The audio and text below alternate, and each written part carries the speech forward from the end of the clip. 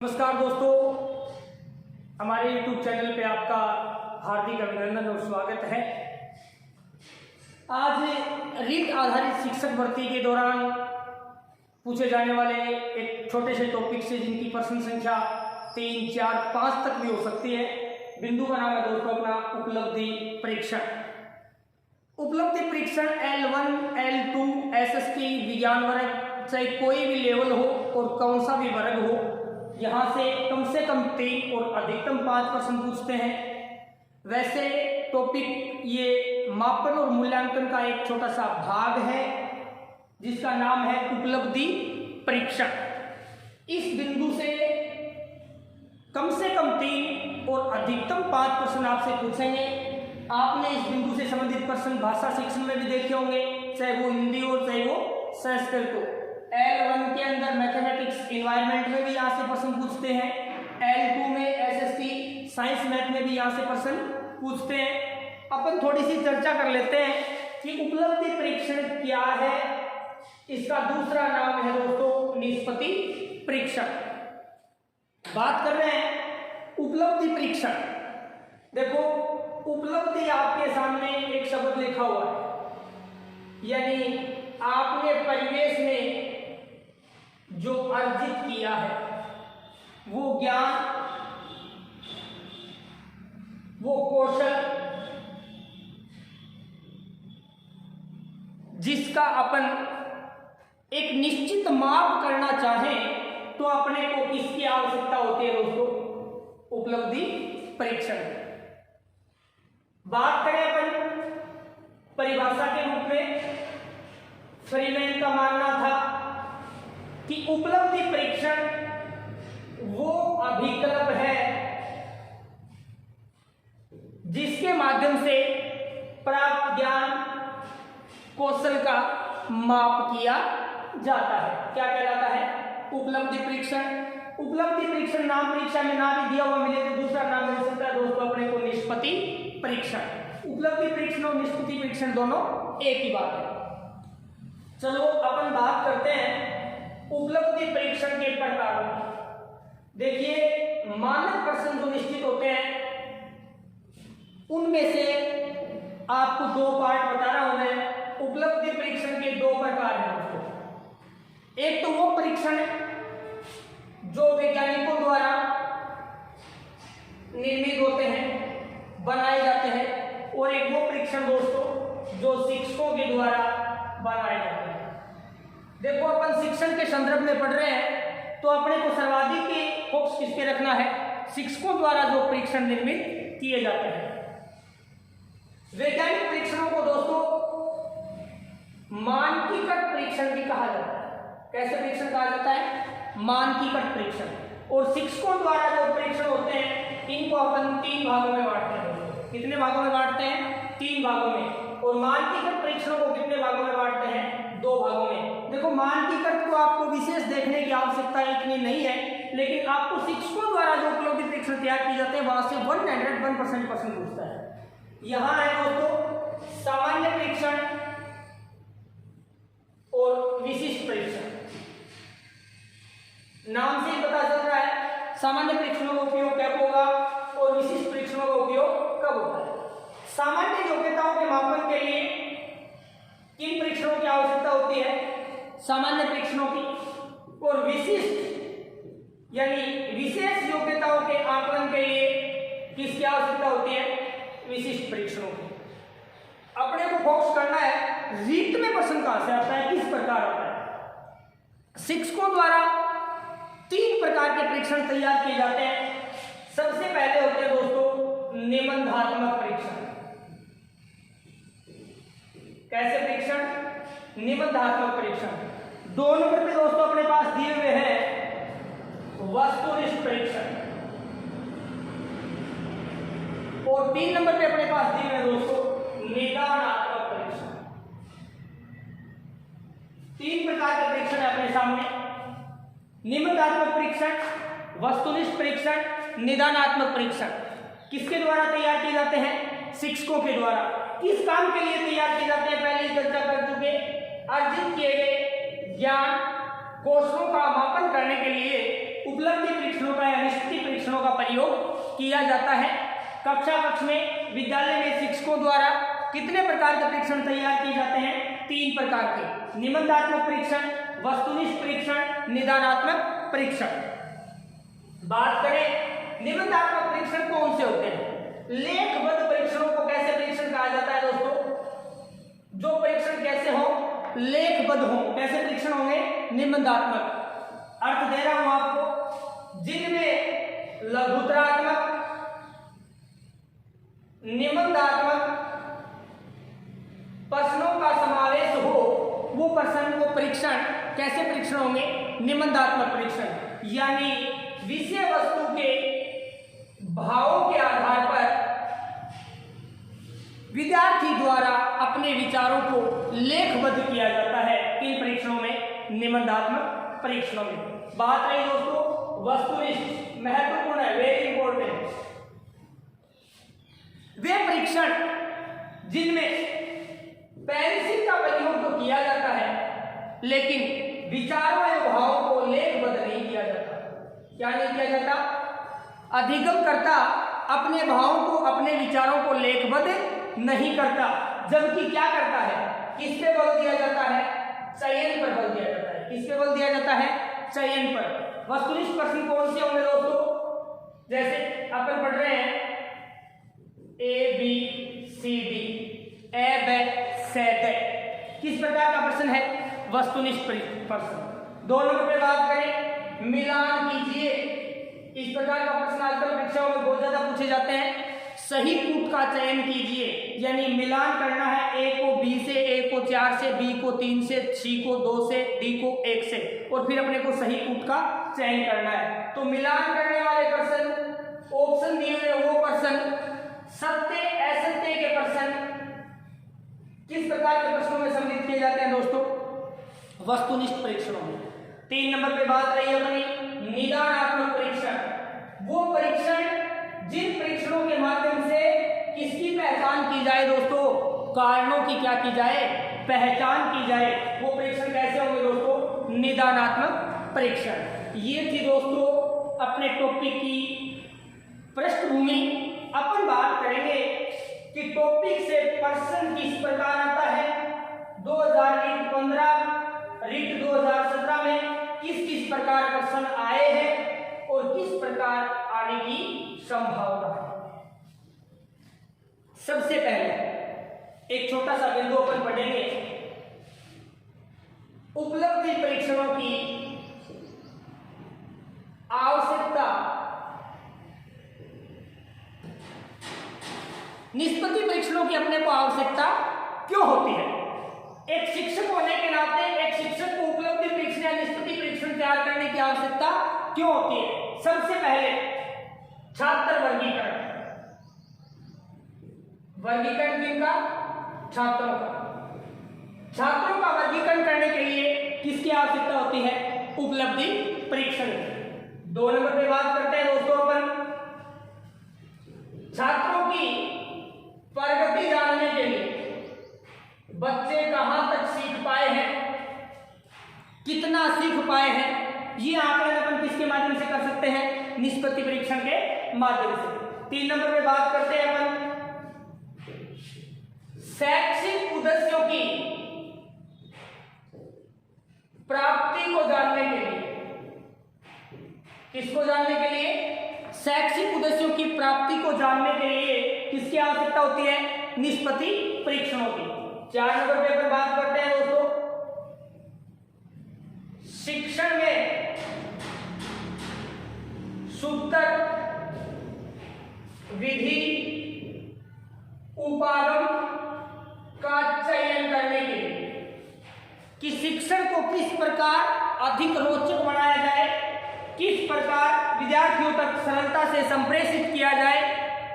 शिक्षक अपने लिए अपने शिक्षण कार्य में किन विधियों का, किन सूत्रों का, किन उपागमों का, किन अभियोजनों का प्रयोग करे जिससे शिक्षण को सरलता और सुगमता दी जा सके।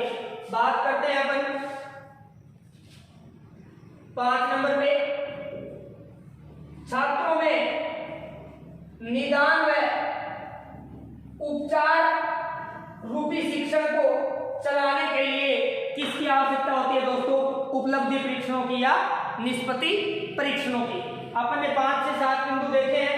छात्रों का वर्गीकरण करने के लिए, अधिगमकर्ताओं की प्रगति को जानने के लिए, शिक्षण व्यवस्था को रोचक सरल बनाने के लिए, अधिगमकर्ताओं के अंदर निदानात्मक उपचारात्मक शिक्षण को सुचारू रूप से चलाने के लिए, शिक्षण उद्देश्यों की प्राप्ति को जानने के लिए किन परीक्षणों का सहयोग लिया जाता है दोस्तों?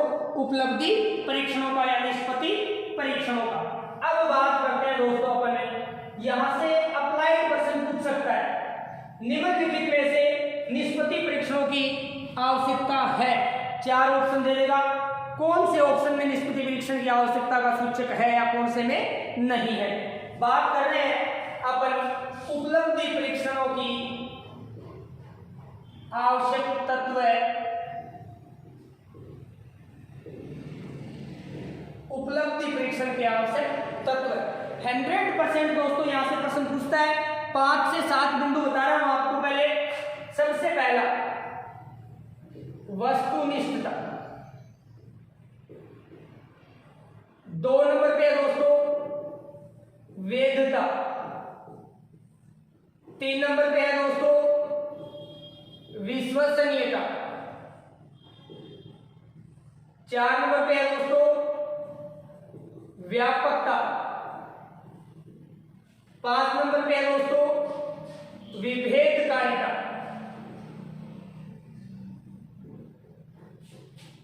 6 नंबर पे है दोस्तों सरलता ओब्लिक सुगमता, 7 नंबर पे है दोस्तों मितव्ययिता। अपने को इन 5 बिंदुओं पे सर्वाधिक फोकस करना है। एक एक अपने को शब्द का अर्थ याद रखना है। इन 5 बिंदु में से रीट में कम से कम 3 प्रश्न पूछे जाएंगे, चाहे वो भाषा शिक्षण में आ जाए, चाहे वो विषय शिक्षण में आ जाए, चाहे वो साइकोलॉजी के अंदर आ जाए। निश्चित बोल रहा हूं दोस्तों, इस टॉपिक से चूक मत जाना।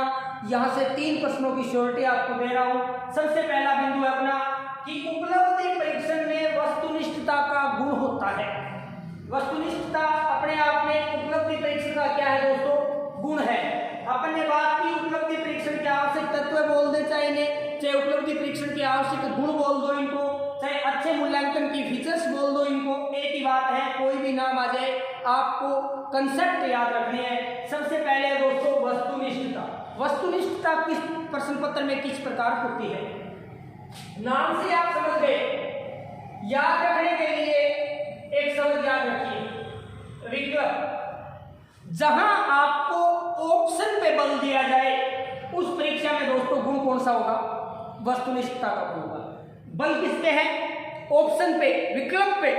अब अपने को ये बात भी याद नहीं रख सकते तो अपने को दूसरी बात याद रखनी है अकॉर्डिंग टू शिक्षा शास्त्र कि वो प्रश्न पत्र जिस प्रश्न पत्र पर परीक्षक का छात्र की मनोदशा का, भावों का कोई प्रभाव नहीं गिरता, जिस प्रश्न पत्र को विकल्प दिए हुए हो उस प्रश्न पत्र में कौन सा गुण है? वस्तुनिष्ठता का। यहां तक प्रश्न नहीं भी समझ में आया, ये ऑप्शन आपको नहीं मिले। एक दफा अपन सोच लेते हैं कि विकल्प का कोई ऑप्शन नहीं था। प्रश्न इस प्रकार बनेगा बहुविकल्पीय, यानी एक से ज्यादा ऑप्शन हो, उनमें से किसी एक का चयन करना हो तो वो कौन से गुण में चयन होगा दोस्तों? उस परीक्षा में कौन सा गुण होगा? उस प्रश्न पत्र में कौन सा गुण होगा? तो नाम क्या आएगा दोस्तों? वस्तुनिष्ठता। लेकिन अपन काट देते हैं इस बात को। हो सकता है परीक्षा में ये ऑप्शन ना हो, 2 नंबर पे ऑप्शन मिलेगा आपको दोस्तों कि ऐसा प्रश्न पत्र या ऐसी उत्तर पुस्तिका जिसकी जांच करते समय परीक्षक का, परीक्षणकर्ता के भावों का, उसकी मनोदशा का, उसकी रुचि का उस उत्तर तालिका पे कोई प्रभाव नहीं गिरता, यानी वो परीक्षण कौन से गुण से युक्त होगा? वस्तुनिष्ठता। मान लेते हैं तीसरा विकल्प भी अपने पास नहीं मिला अपने को परीक्षा में कि सर ना तो भावों का, मनोदशा का, रुचि का, मानसिक का कोई चर्चा थी और ना पेपर के अंदर विकल्प का ऑप्शन था। अब प्रश्न को कैसे सही करें? तो तीसरा, वस्तुनिष्ठता के गुण को जानने का तीसरा विकल्प बता रहा हूं दोस्तों। 1 नंबर पे था विकल्प, 2 नंबर पे थी मनोदशा, भावों का कोई प्रभाव नहीं गिरता। 3 नंबर पे बात कर रहे हैं दोस्तों अपन इस परीक्षण में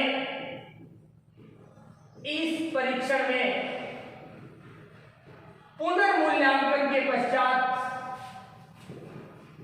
प्राप्तांकों में कोई अंतर नहीं आता। किसमें अंतर नहीं आता? प्रश्न पत्र को हल करने के पश्चात सही और गलत में जो आपने चयन किए, जितने फलांक प्राप्त किए, जो प्राप्तांक आपने किए हैं, उनका 2 या 2 से अधिक बार कितनी भी बार परिवेश में मूल्यांकन किया जाए, उनके प्राप्तांकों में कोई भी अंतर नहीं आता। उस प्रश्न पत्र में भी कौन सा गुण होगा दोस्तों? वस्तुनिष्ठता का गुण देखने को मिलेगा। 3 ऑप्शन दिए सर, ये भी नहीं मिला परीक्षा में, पुनर्मूल्यांकन वाला भी। चौथा ऑप्शन मिलेगा दोस्तों कि परीक्षक किसी भी प्रकार से पक्षपातपूर्ण व्यवहार नहीं कर सकता। जिस प्रश्न पत्र में वस्तुनिष्ठता का गुण होता है, वो प्रश्न पत्र शिक्षक को पक्षपातपूर्ण व्यवहार के अवसर नहीं देता। बात की अपन ने वस्तुनिष्ठता के गुण की, और वस्तुनिष्ठता के अंदर मैंने आपको 4 शब्द बताए हैं। प्रश्न 100% आपका यहाँ से सही हो जाएगा। या तो वस्तुनिष्ठ प्रश्न के अंदर, वस्तुनिष्ठता के गुण के अंदर आपको विकल्प का ऑप्शन दिया मिलेगा। विकल्प नहीं दिया हुआ मिलेगा तो दोस्तों 2 नंबर पे आपको मनोदशा, रुचि का प्रभाव मिलेगा। ये भी नहीं मिलता दोस्तों तो पुनर्मूल्यांकन प्राप्तांक का ऑप्शन मिलेगा। पुनर्मूल्यांकन प्राप्तांक नहीं मिले तो ये परीक्षण दोस्तों शिक्षक को पक्षपातपूर्ण व्यवहार के अवसर नहीं देता। इन चारों विकल्पों को आप याद रखिए, प्रश्न किसी भी सूत्र में गलत नहीं होगा। एक प्रश्न पत्र में वस्तुनिष्ठता का गुण होता है किस प्रकार कि जिस प्रश्न में विकल्प दिए हों। 2 नंबर, जिस परीक्षण पे परीक्षक की मनोदशा का, रुचि का, व्यवहार का, भावों का कोई प्रभाव नहीं गिरता। 3 नंबर पे यह परीक्षण पुनर्मूल्यांकन के अवसर देने के पश्चात भी प्राप्तांकों में कोई अंतर नहीं लेता। कैसा गुण है? वस्तुनिष्ठता। शिक्षक चाह के भी वस्तुनिष्ठ प्रश्न पत्र के अंदर जिस परीक्षा में वस्तुनिष्ठता का गुण है, उसमें छात्रों के साथ पक्षपातपूर्ण व्यवहार नहीं कर सकता। वो कैसा होगा दोस्तों? कैसा गुण होगा? वस्तुनिष्ठता का गुण होगा। 4 ऑप्शन थे अपने पास। क्लियर? बात कर रहे हैं 2 नंबर पे। दूसरा ऑप्शन है दोस्तों अपने पास वैधता क्या होती है? जो परीक्षण तैयार किया गया है, जो प्रश्न पत्र तैयार किया गया है, वो प्रश्न पत्र केवल उसी गुण का मापन करे जिसके लिए प्रश्न पत्र को तैयार किया गया है। कौन सा गुण होगा प्रश्न पत्र में? वैधता का। दोबारा सुनिए, ऐसा परीक्षण जो परीक्षक के द्वारा तैयार किया गया, जो प्रश्न पत्र तैयार किया गया, वो प्रश्न पत्र केवल उसी गुण का माप करे जिसका मापन करने के लिए उसे तैयार किया गया है। कौन सा गुण होगा दोस्तों? वैधता का गुण होगा। कौन सा गुण होगा? वैधता का। बात करते हैं अपन, ये ऑप्शन परीक्षा में आपको नहीं मिलता कि सर ऐसा ऑप्शन ना भी हो परीक्षा में, तो हम कैसे सही कर पाएंगे? तो दोस्तों दूसरा ऑप्शन होगा शुद्धता प्लस सार्थकता। शुद्धता और सार्थकता पर बल देने वाला परीक्षण किस गुण से युक्त होता है? उस प्रश्न पत्र में, उस परीक्षा में कौन सा गुण पाया जाता है दोस्तों? वैधता का गुण पाया जाता है। 2 ही बातें याद रखनी है। जिस परीक्षण को तैयार किया गया, वो परीक्षण केवल उसी गुण का मापन करे तो गुण कौन सा है दोस्तों? वैधता का। ऑप्शन नहीं भी हो, वो परीक्षण मापन करे लेकिन उसमें शुद्धता और सार्थकता विद्यमान हो, तो भी कौन सा गुण माना जाएगा दोस्तों? वैधता का गुण माना जाएगा। कंप्लीट है। बात करते हैं अपन 3 नंबर पे विश्वसनीयता। विश्वसनीयता में क्या होता है? देखो, वस्तुनिष्ठता और विश्वसनीयता में कंपटीटर पर्सन गलत करते हैं। यहां भी मैंने पुनर्मूल्यांकन प्राप्तांक का अंतर बताया है और विश्वसनीयता में मैं पुनर्मूल्यांकन और प्राप्तांक का अंतर बताऊंगा, लेकिन फिर भी अपने को डिफरेंस करना है कि अंतर होता क्या है। विश्वसनीयता क्या है? वो प्रश्न पत्र जिसे समय अनुसार, स्थिति अनुसार, 2 चीजें लेंगे अपन, स्थिति अनुसार और समय अनुसार। प्रयुक्त किया जाए, प्रयोग में लाया जाए, प्रयुक्त किया जाए या प्रयोग में लाया जाए, लेकिन फिर भी प्राप्त अंकों में कोई अंतर नहीं हो या अधिक अंतर नहीं आए, उस परीक्षा में, उस प्रश्न पत्र में कौन सा गुण होगा दोस्तों? विश्वसनीयता का। अंतर को ध्यान से एक बार दोबारा समझिएगा। एक प्रश्न पत्र किसी स्थिति और समय के अनुसार तैयार किया गया, जैसे प्रश्न पत्र तैयार किया गया जुलाई में, एग्जाम्पल लेते हैं। प्रश्न पत्र उपलब्धि परीक्षण तैयार कब किया गया? जुलाई में तैयार किया गया। उस प्रश्न पत्र में गुण था कौन सा? विश्वसनीयता का। जुलाई में प्रश्न पत्र को विद्यार्थियों को दिया गया और विद्यार्थियों ने 20 में से किसी विद्यार्थी ने 15 अंक प्राप्त किए। कितने अंक प्राप्त किए? 15। इसी परीक्षण को जुलाई के बजाय दोबारा प्रयुक्त किया गया दिसंबर में, उसी विद्यार्थी पर। बात कर रहा हूं स्थिति और समय की। स्थिति और समय अनुसार दोबारा प्रयुक्त किए जाने पे प्राप्त अंकों में कोई ज्यादा अंतर नहीं आए, वहां कौन सा गुण देखने को मिलता है दोस्तों? विश्वसनीयता का गुण देखने को मिलता है। दिसंबर में दोबारा प्रयुक्त किया गया और विद्यार्थी ने 14 या 16 अंक प्राप्त किए। कितने में से? 20 में से। कोई ज्यादा अंतर नहीं है ना। कौन सा गुण है प्रश्न पत्र में? विश्वसनीयता का। जिस प्रश्न पत्र को स्थिति और समय के अनुसार बार बार प्रयोग में लाए जाने पर भी अंकों में या प्राप्त अंकों में कोई ज्यादा अंतर नहीं आए, वह उस परीक्षा में दोस्तों कौन सा गुण देखने को मिलता है? विश्वसनीयता का गुण देखने को मिलता है। 3 बातें हुई अपनी कंप्लीट। 4 नंबर पे व्यापकता। परीक्षा में नाम मिल सकता है आपको दूसरा समग्रता। व्यापकता का दूसरा नाम क्या मिल सकता है? समग्रता। कि जो प्रश्न पत्र तैयार किया जा रहा है, जिस प्रश्न पत्र को तैयार किया जा रहा है, वो प्रश्न पत्र संपूर्ण पाठ्यक्रम का प्रतिनिधित्व करने वाला हो, पाठ्यक्रम का प्रतिनिधित्व करने वाला हो। कौन सा गुण होगा प्रश्न पत्र में? व्यापकता का। जैसे एग्जाम्पल लेते हैं अपन ने बालकों को कहा प्रथम परख, द्वितीय परख, तृतीय परख या अर्धवार्षिक परीक्षा तक की 65% पाठ्यक्रम आपका कंप्लीट हो गया है, जिनसे आपकी परीक्षाएं आयोजित की जाएंगी। अपन ने प्रश्न पत्र का निर्माण किया और 20 पाठ में से अपन ने 14 पाठ बालक को दे दिए अपने विषय में, कि 14 पाठ में से प्रश्न पत्र सम्मिलित होगा, आपके प्रश्न सम्मिलित होंगे। अब शिक्षक ने अगर 14 पाठ संपूर्ण में से प्रश्न लिए हैं, तो प्रश्न पत्र में गुण कौन सा है दोस्तों? व्यापकता का। शिक्षक ने 14 पाठ बता के और 6 पाठों का अगर मूल्यांकन कर लिया, 6 पाठों के आधार पे प्रश्न पत्र तैयार कर लिया, तो उस प्रश्न पत्र में व्यापकता का गुण नहीं है दोस्तों, क्योंकि पाठ्यक्रम प्रश्न पत्र संपूर्ण पाठ्यक्रम का प्रतिनिधित्व नहीं कर रहा और व्यापकता समग्रता का गुण उसी प्रश्न पत्र में माना जाएगा जो संपूर्ण पाठ्यक्रम का क्या करे? प्रतिनिधित्व करे। कौन सा गुण होगा दोस्तों? व्यापकता का गुण होगा। बात करते हैं अंतिम पॉइंट की, विभेदकारिता क्या होती है? सामान्य अर्थ में अपन पढ़े तो विभेदकारी शब्द का अर्थ होता है दोस्तों अंतर करना। क्या करना? अंतर करना। अपन ने उपयोगिता में पढ़ा भी था कि छात्रों का वर्गीकरण करने में शिक्षक की उपलब्धि परीक्षण सहायता करते हैं, उपयोगी माने जाते हैं। ठीक उसी प्रकार किसी प्रश्न पत्र में विभेदकारिता का गुण कैसा हो? जो अधिगमकर्ताओं में क्या करे? अंतर करे। अधिगमकर्ताओं में अंतर करने वाले परीक्षण प्रश्न पत्र में कौन सा गुण होता है? विभेदकारिता। जैसे प्रश्न पत्र के माध्यम से अपने को प्रतिभाशाली, सृजनात्मक, तीव्र बुद्धि, मंद बुद्धि बालकों का ज्ञान हुआ, तो प्रश्न पत्र में गुण कौन सा था दोस्तों? विभेदकारिता। 4 नंबर में बात करते हैं सरलता या सुगमता। प्रत्येक विद्यार्थी आसानी से कर सके, जिसमें कठिनाइयों का सामना ना करना पड़े, उस प्रश्न पत्र में गुण कौन सा होता है दोस्तों? सरलता या सुगमता। मितव्ययिता, कम खर्च वाला। मितव्ययिता का क्या अर्थ है? कम खर्च। प्रश्न पत्र पे रुपए धन अधिक कम खर्च हो, तो उस प्रश्न पत्र में कौन सा गुण होगा दोस्तों? मितव्ययिता का। इन 2 को आप चाहो तो देख सकते हो, नहीं चाहो तो कोई विशेष नहीं है, लेकिन इन 5 प्रश्नों बिंदुओं की मैं आपको श्योरिटी दे रहा हूं रीट में यहाँ से कम 3 और अधिकतम 5 प्रश्न पूछे जाएंगे।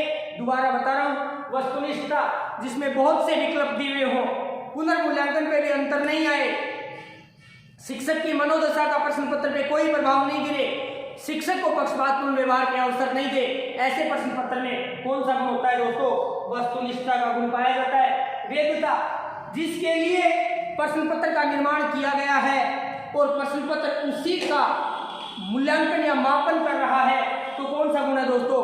वेद्यता। इसमें शुद्धता और सार्थकता पे भी क्या दिया गया है? बल दिया गया है। विश्वसनीयता क्या है? जो परीक्षण तैयार किया गया है वो परीक्षण समय और स्थिति के अनुसार प्रयोग किया जाए, लेकिन फलांकों में प्राप्तांकों में अधिगमकर्ता के ज्यादा अंतर नहीं आए, तो उसमें कौन सा गुण होगा दोस्तों? विश्वसनीयता। व्यापकता, प्रश्न पत्र इस प्रकार, परीक्षण इस प्रकार तैयार किया गया हो जो संपूर्ण पाठ्यक्रम का प्रतिनिधित्व करता हो, कौन सा गुण होगा दोस्तों? व्यापकता। विभेदकारिता, ऐसा पाठ्यक्रम जो बालकों में अंतर महसूस करवाए, प्रतिभाशाली, तीव्र, मंदबुद्धि, सृजनात्मक, पिछड़े, इन बालकों में अंतर महसूस करवाने वाले प्रश्न पत्र में कौन सा गुण होगा दोस्तों? विभेदकारिता। सरलता, सुगमता, प्रश्न पत्र हल करते समय, उत्तर पुस्तिका की जांच करते समय शिक्षक और छात्रों को अगर किसी प्रकार की कठिनाई का सामना नहीं करना पड़े, तो प्रश्न पत्र में गुण कौन सा होगा दोस्तों? सरलता। अंतिम है अपना मितव्ययिता, खर्च की दृष्टि से प्रश्न पत्र सामान्य हो, अधिक खर्च वाले नहीं हो, उस प्रश्न पत्र में कौन सा गुण होता है दोस्तों? मितव्ययिता। इन पांचों बिंदु पे आप विशेष फोकस करेंगे। वीडियो को चाहे आप डाउनलोड कर सकते हैं, मैं आपको ये दावा कर रहा हूं, यहाँ से कम 3 और अधिक से अधिक 5 प्रश्न पूछे जाएंगे। नेक्स्ट क्लास के लिए इंतजार कीजिएगा। धन्यवाद दोस्तों।